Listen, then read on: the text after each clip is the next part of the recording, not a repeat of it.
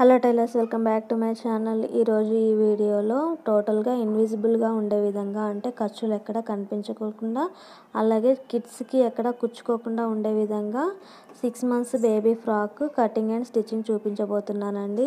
చూసారు కదా, ఎక్కడ స్టిచెస్ అనేవి మనకి కనిపించవు, అలాగే వాళ్ళు వేసుకున్నప్పుడు కూడా కంఫర్ట్గా ఉంటుందండి. ఇలా ఇన్విజిబుల్గా కుట్టినట్లయితే చాలా ఇష్టంగా పిల్లలు కూడా వేసుకుంటారు, ఎంత కుచ్చుకునే క్లాత్ అయినా సరే. అందుకని చెప్పేసి ఇలా మొత్తం టోటల్ లోడింగ్ మెథడ్లో స్టిచ్చింగ్ అయితే చేశానండి. స్టిచెస్ అన్నీ ఇలా లోపల వైపుకు ఉంటాయి, కనిపించవు, అలాగే ఎక్కడ కుచ్చుకోకుండా ఉంటాయండి. ఇలా స్టిచ్చింగ్ చేసి వేసినట్లయితే పిల్లలు కూడా చాలా కంఫర్టబుల్గా ఉంటారండి, ఎక్కువసేపు వేసుకోవడానికి కూడా ఇష్టపడతారు. ఈ ఫ్రాక్ని నేను 6 months బేబీ కోసం స్టిచ్చింగ్ అయితే చేశానండి. కానీ ఎక్కువ ఖర్చులు అనేవి పెట్టుకున్నాను, అంటే 1 year, 1.5 year, 2 years వరకు కూడా మనం దీన్ని ఎక్స్టెండ్ చేసుకోవచ్చు అండి. ఈ ఫ్రాక్ని 6 months బేబీ బాడీ మెజర్మెంట్ తీసుకొని స్టిచ్చింగ్ అయితే చేసుకున్నానండి. కటింగ్ వీడియో వద్దు అనుకున్న వాళ్ళు స్కిప్ చేసేసి 3 minutes దగ్గర నుంచి ఓన్లీ స్టిచ్చింగ్ వీడియో చూడండి. లేదా కటింగ్ అండ్ స్టిచ్చింగ్ రెండు కావాలి అనుకున్న వాళ్ళు మాత్రం కటింగ్ వీడియో కూడా చూడండి. ఫ్రాక్ యొక్క ఫుల్ లెంత్ వచ్చేసి 18 inches అండి. 18 inches యోక్ పార్ట్కి 6 inches తీసుకున్నాను. అలాగే ఖర్చుల కోసం 1 inch అనేది ఎక్స్ట్రా యాడ్ చేసుకొని 7 inches అయితే పెట్టుకున్నానండి. ఫుల్ షోల్డర్ విత్ వచ్చేసి 4 inches, 2 inches నెక్ కోసం, అలాగే 2 inches షోల్డర్ కోసం. 2.5 దగ్గర నెక్ అయితే డ్రా చేసుకున్నానండి, రౌండ్ నెక్ డ్రా చేసుకున్నాను. అలాగే షోల్డర్ విత్ వచ్చేసి 3.5 inches దగ్గర మార్కింగ్ చేసుకున్నాను. ఇది నార్మల్గా మీడియం సైజ్ ఉండే పిల్లల కోసం అండి. కొందరు బొద్దుగా ఉండే పిల్లలకైతే కొంచెం ఎక్కువ అయితే మార్కింగ్ చేసుకోవచ్చు. చెస్ట్ లూజ్ వచ్చేసి 16, అంటే 8కి 4 చేసుకున్నాను. కానీ మరి 4 పిల్లలకి ఫిట్గా ఉంటుందని చెప్పేసి ఒక 1.5 inch అయితే ఎక్స్ట్రా యాడ్ చేసుకొని మార్కింగ్ చేసుకున్నానండి. మరి జాకెట్ లాగా ఫిట్గా వేయలేం కదా, అందుకని చెప్పేసి ఖర్చు కొంచెం ఎక్స్ట్రా అయితే తీసుకున్నాను. మోస్ట్లీ పిల్లలకి చెస్ట్ లూజు అలాగే నడుము దగ్గర లూజు సేమ్ ఉంటుంది కాబట్టి నేను పెద్దగా ఏమీ మార్పులు అయితే చేయలేదండి. కింద వైపుకు ముడతలు రాకుండా కొంచెం క్రాస్గా లైన్ మార్కింగ్ అయితే చేసుకున్నానండి. ఇలా మార్కింగ్ చేసుకున్న విధంగా కటింగ్ అయితే చేసేసుకుంటున్నానండి.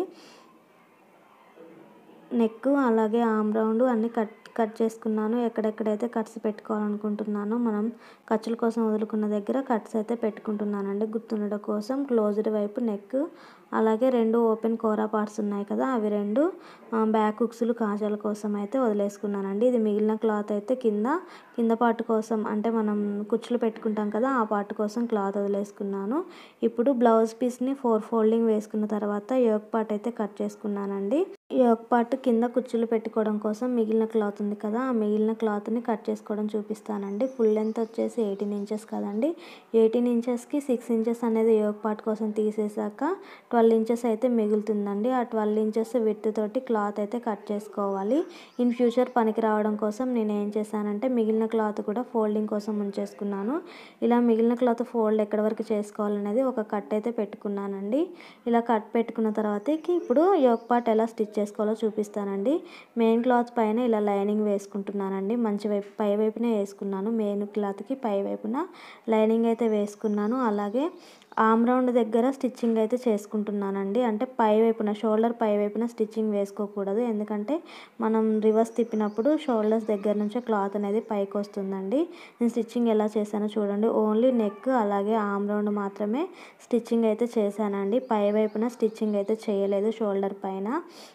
మిగిలిన క్లాత్ అయితే కట్ చేసుకుంటున్నానండి. ఇలా ఆమ్ రౌండ్ నెక్ దగ్గర ఎక్స్ట్రా క్లాత్ ఉంది కదా, ఆ క్లాత్ అయితే కటింగ్ అయితే చేసుకుంటున్నానండి. ఇలా ఎక్స్ట్రా ఉన్న క్లాత్ మొత్తం కట్ చేసుకున్న తర్వాత మనం రివర్స్ తిప్పినప్పుడు ముడతలు రాకుండా ఉండడం కోసం అక్కడక్కడ కట్స్ అయితే పెట్టుకోవాలండి, రౌండ్ తిరిగే దగ్గర. అలాగే ఇప్పుడు షోల్డర్ దగ్గర నుంచి క్లాత్ని అయితే ఇలా రివర్స్ తీసుకోవాలి. షోల్డర్ దగ్గర కూడా ఇన్విజిబుల్గా ఉండే విధంగా ఎలా స్టిచ్ చేసుకోవాలో చూపిస్తానండి. మీరు ముందుగా చూసారు కదా, ఆ విధంగా షోల్డర్ దగ్గర కూడా కుట్లు కనబడకుండా నీట్గా ఎలా స్టిచ్ చేసుకోవాలో చూపిస్తాను. ఇప్పుడైతే ఈ పై వైపు నుంచి ఒక టాప్ స్టిచ్ అయితే వేసుకుంటున్నానండి. క్లాత్ అనేది ఎక్కడ ముడతలు రాకుండా ఉండడం కోసం ఇలా టాప్ స్టిచ్చింగ్ అయితే వేసుకుంటున్నాను.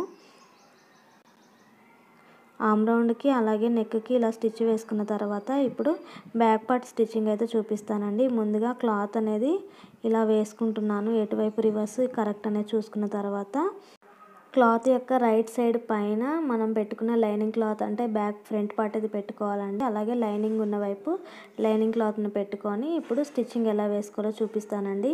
మనకి వీడియోలో అర్థం కాకపోయినా కూడా మనం స్టిచ్చింగ్ వేసుకునేటప్పుడు ఏది రాంగ్ సైడ్ రైట్ సైడ్ అనేది మనకు అర్థమవుతుంది కదా. అదేవిధంగా స్టిచ్చింగ్ అయితే మనం ముందుగా స్టిచ్ చేసుకున్న క్లాత్ పైన స్టిచ్చింగ్ పడకూడదండి. ఓన్లీ లైనింగ్ క్లాత్కి మెయిన్ క్లాత్కి మాత్రమే స్టిచ్చింగ్ పడే విధంగా క్లాత్ని అడ్జస్ట్ చేసుకుంటూ స్టిచ్చింగ్ వేసుకోవాలి. అలాగే షోల్డర్ దగ్గరకు వచ్చేసరికి రెండు క్లాతులు కూడా కలుపుకొని స్టిచ్చింగ్ వేసుకోవాలండి. అంటే back part, front part, lining cloth, main cloth ఈ 3 క్లాతులు కూడా కలుపుకొని షోల్డర్ వైపున స్టిచ్చింగ్ వేసుకోవాలి. కానీ సైడ్ స్టిచ్చెస్ వేసుకునేటప్పుడు మాత్రం ఓన్లీ లైనింగ్ క్లాత్కి మెయిన్ క్లాత్కి స్టిచ్చింగ్ పడాలి. లోపల ఉన్న మనం ఫ్రంట్ పార్ట్ ఉంది కదా, ఫ్రంట్ పార్ట్కి స్టిచ్చింగ్ అనేది పడకూడదు. మనం రివర్స్ తిప్పుకునేటప్పుడు అర్థమవుతుందండి. ఈ క్లాత్ ఉంది కదా, క్లాత్ అయితే లోపలికి వెళ్ళాలి. స్టిచ్చింగ్ ఓన్లీ లైనింగ్ క్లాత్ పైన అలాగే మెయిన్ క్లాత్ పైన మాత్రమే స్టిచ్చింగ్ పడాలి. ఇప్పుడు రివర్స్ తిప్పుకున్నప్పుడు మీకు ఎలా అనేది అర్థమవుతుందండి. ఇప్పుడు ఎక్స్ట్రా ఉన్న చంక క్లాత్ అలాగే నెక్ దగ్గర ఉన్న ఎక్స్ట్రా క్లాత్ కట్ చేసుకొని అక్కడక్కడ కట్స్ అనేది పెట్టుకోవాలండి. ముందుగానే చెప్పాను కదా, ఇలా కట్స్ పెట్టుకోవడం వల్ల రౌండ్ తిరిగేటప్పుడు ముడతలు రాకుండా ఉంటాయి. ఇప్పుడు ఇలా రివర్స్ తిప్పుకున్నప్పుడు షోల్డర్ స్టిచ్చింగ్ అనేది మనకు కనిపించకుండా నీట్గా ఉంటుంది. చూసారు కదా, మనం షోల్డర్ స్టిచ్చింగ్ వేసుకుంది కనిపించకుండా చాలా పర్ఫెక్ట్గా నీట్గా ఉంది. ఇప్పుడు లైనింగ్ ఉన్న వైపు లైనింగ్, మెయిన్ క్లాత్కి ఇలా రివర్స్లో వేసుకోవాలండి. అంటే మెయిన్ క్లాత్ యొక్క రైట్ సైడ్లు రెండు ఒకవైపే ఉండాలి, రాంగ్ సైడ్ ఆపోజిట్గా ఉండే విధంగా వేసుకోవాలి. అంటే మనం క్లాత్ వేసుకున్నప్పుడు మనకు అర్థమవుతుంది కదండి ఏది రైట్ సైడ్ రాంగ్ సైడ్ అనేది. అలా చూసుకొని స్టిచ్చింగ్ అయితే వేసుకోవాలి. సేమ్ అదే విధంగా ఇప్పుడు lining cloth, main cloth join చేసుకోవాలండి. ఓన్లీ షోల్డర్స్ దగ్గర మాత్రమే 3 క్లాతులు జాయింట్ అవ్వాలి. నెక్ దగ్గర, ఆమ్ రౌండ్ దగ్గర మాత్రం లైనింగ్ క్లాత్, మెయిన్ క్లాత్ మాత్రమే జాయింట్ అయ్యే విధంగా స్టిచ్చింగ్ వేసుకోవాలి. స్టిచ్చింగ్ చేస్తూ ఉంటే మనకు అర్థమవుతుందండి నార్మల్గా చూసేదానికంటే కూడా. ఇప్పుడు షోల్డర్ దగ్గర స్టిచ్చింగ్ వేసుకుంటున్నాను. మెయిన్ క్లాత్కి అంటే 3 క్లాతులు కలుపుకొని షోల్డర్స్ దగ్గర మాత్రమే స్టిచ్చింగ్ అయితే వేసుకున్నాను. ఆమ్ రౌండ్ దగ్గరకు వచ్చేసరికి ఈ లోపల క్లాత్ని సైడ్కి జరుపుకొని ఓన్లీ లైనింగ్కి అలాగే మెయిన్ క్లాత్కి స్టిచ్చింగ్ అయితే వేసుకుంటున్నానండి. ఇప్పుడు యాజ్ ఇట్ ఈస్ అదే విధంగా ఎక్స్ట్రా క్లాత్ కట్ చేసుకొని కట్స్ అనేవి పెట్టుకొని క్లాత్ అనేది రివర్స్ తిప్పుకున్నాను. షోల్డర్ జాయింట్ దగ్గర ఏమాత్రం కూడా మనం ఎక్స్ట్రా క్లాత్ అనేది కనిపించకుండా పర్ఫెక్ట్గా స్టిచ్చింగ్ అయితే అయిపోయిందండి. ఇప్పుడు కింద వైపు పై వైపున కూడా స్టిచ్చింగ్ వేసుకున్నాను. ఎక్స్ట్రా క్లాత్ అనేది కట్ చేసుకున్నానండి. ఉక్సుల పట్టి, కాజాల పట్టి కూడా స్టిచ్చింగ్ అయితే వేసుకున్నాను. డాట్స్ కూడా స్టిచ్చింగ్ వేసుకున్నానండి. మెయిన్ డాట్ స్టిచ్చింగ్ కోసం 2 ఇంచెస్ గ్యాప్ అయితే తీసుకొని స్టిచ్చింగ్ వేసుకున్నాను.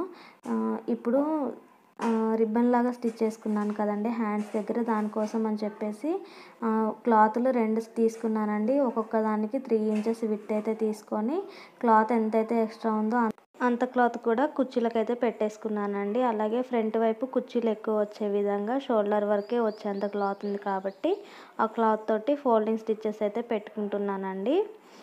సైడ్ కూడా జిగ్జాగ్ చేసుకున్నాను, చెప్పడం మర్చిపోయాను.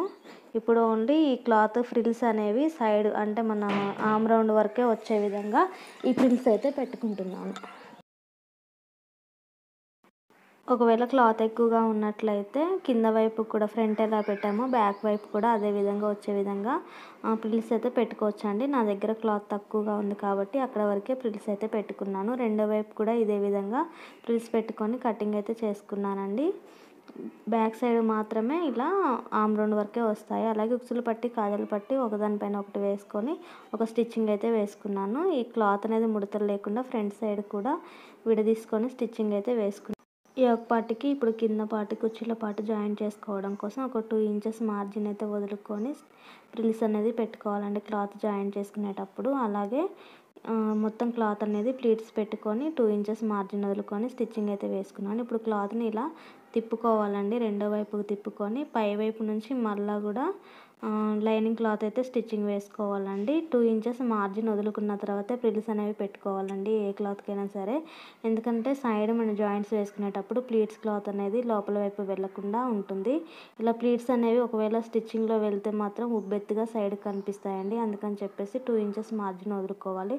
చూసారు కదా, స్టిచ్చెస్ అనేవి లోపల వైపుకి వెళ్తాయి, పై వైపున ఎటు స్టిచ్చింగ్ అనేది అంటే ఎక్స్ట్రా క్లాత్ అనేది కనిపించకుండా అలాగే పిల్లలకి కుచ్చుకోకుండా ఉంటుంది.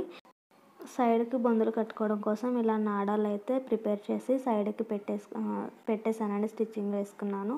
ఇప్పుడు ఆమ్ రౌండ్ దగ్గర నుంచి ఓన్లీ యోక్ పార్ట్ వరకే పై వైపున స్టిచ్చింగ్ వేసుకుంటున్నానండి. అది కూడా కొంచెం మార్జిన్ తోటే, ఒక 1/2 ఇంచ్ మార్జిన్తో మాత్రమే ఇలా పెట్టుకొని యోక్ పార్ట్ వరకు మాత్రమే స్టిచ్చింగ్ అయితే వేసుకున్నాను. అలాగే రెండో వైపు కూడా అదే విధంగా చాలా ఎడ్జ్కి స్టిచ్చింగ్ అయితే వేసుకుంటున్నానండి. ఇలా స్టిచ్ వేసుకున్న తర్వాత ఇప్పుడు కింద వైపు కూడా స్టిచ్చింగ్ ఎలా వేసుకోవాలో చూపిస్తాను. ఈ క్లాత్ ఉంది కదా, క్లాత్ని ఇలా డబుల్ ఫోల్డింగ్ వేసుకొని విడదీసుకోవాలండి. వీడియోలో చూపించే విధంగా ఇలా తీసుకున్న తర్వాత స్టిచ్చెస్ అనేవి లోపల వైపుకు ఉండే విధంగా వేసుకోవాలి.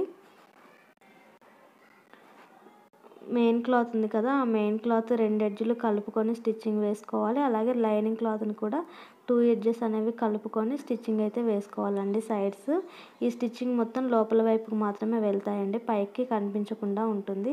అలాగే ఇదే విధంగా సైడ్కి కూడా ఎడ్జ్కి అనేది స్టిచ్చింగ్ వేసుకోవాలండి. లైనింగ్ క్లాత్కి కూడా వీడియోలో చూపించే విధంగా స్టిచ్చింగ్ అయితే వేసుకోవాలి.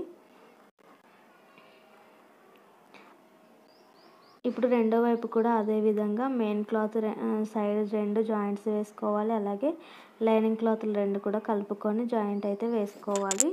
ఈ 2 స్టిచ్చెస్ కూడా లోపల వైపుకు వెళ్తాయి, పైన వైపుకి ఏమాత్రం కనిపించకుండా. అలాగే పిల్లలకి కుచ్చుకోకుండా చాలా నీట్గా ఉంటుంది. ఇప్పుడు రివర్స్ తీసుకున్నప్పుడు ఎలా ఉందో చూపిస్తానండి. స్టిచ్చెస్ అనేవి ఎలా లోపలికి వెళ్ళాయి అనేది చూసారు కదా, 2 ఆపోజిట్లో ఉంటాయి. అలాగే స్టిచ్చెస్ ఏ మాత్రం కూడా పైకి అయితే కనిపించవు. ఇప్పుడు సైడ్ కూడా మనం ఎంతైతే మార్జిన్ వదులుకున్నామో అంత మార్జిన్ తోటి స్టిచ్చెస్ అనేవి వేసుకోవాలండి. వీడియోలో చూపించే విధంగా ఆమ్ రౌండ్ దగ్గర నుంచి సైడ్కి కొంచెం క్రాస్గా స్టిచ్చింగ్ అయితే వేసుకోవాలి.